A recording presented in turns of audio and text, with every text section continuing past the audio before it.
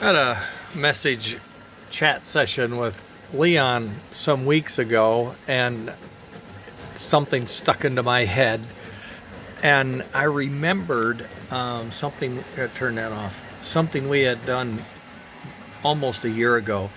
We were building 3D printed chassis in our heads, and then we started drafting them, and I had a young man in California working with us. He did an Atlantic chassis that he actually got running on the rails, full plastic, amazing. But we went off and looked at different versions, the 3-axle, the 4-axle.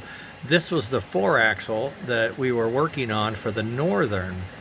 And when I was talking to Leon, I said the bugger with the Mohawk is when you cut up a K5 chassis and you go from a Pacific to a 4-wheel Mountain, you've got a different offset on the axles, and that means the linkage that ties the wheels together is custom, and we don't really do custom metal cutting very well yet.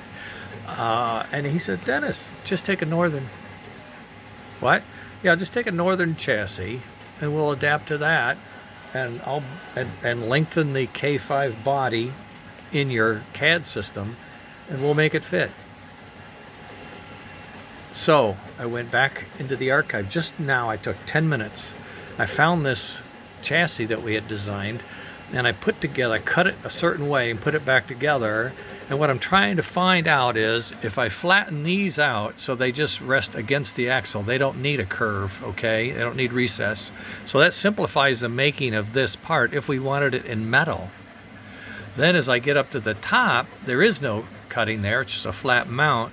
But we are going to have to, this was the motor mount assembly. So it was completely one axle and the motor all in one, so that the angle to the gear was maintained and all that. And then I had a big old tab sticking into the metal parts and screwed together. And then this would come up from the bottom, that come down to the top. And then for the mounting, I had one up front, which I don't use the Northern. I'm using the standard AC Gilbert mount. And then in the back, I'm getting rid of the tabs, and I'm using the screw holes, and I'm putting a plate on top. So I got 4 screws to bolt the chassis in, no more tabs hopping around. The motor design is one piece. This is plastic because it's hard to machine and costs money, but we can fit the axles in here and test them, and then put this plate on, and this is steel, has metal. This is plastic, it's lighter, but this has the mass. These can be plastic or metal. I think we can do this. I'm going to send these off to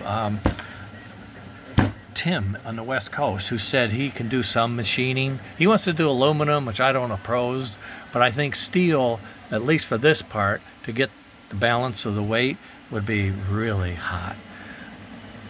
So I had this brainstorm, I did it, and I'm sharing it with you guys just to let you know there will be a custom next generation engine kit for the Mohawk, and I expect for the Illinois Central and the West Coast Mountain. Yes, we're gonna do it. Okay, that's it, all here, nothing else going on. Well, we're still printing. I'm printing another tender for someone else. Well, actually one of my own guys wants one, fine. And then the lid, say my guys, the teammate, I'm building more of this control for this thing, and this guy's just been cranking. There's almost 6-hour print. Okay, that's the show, Joe. We're out of here. Joe's my dad, that's why I always say that. He's not here anymore, but he is in my heart. You know that. Okay, later, gang. A northern a la Mountain/Mohawk chassis is doable real fast. Later.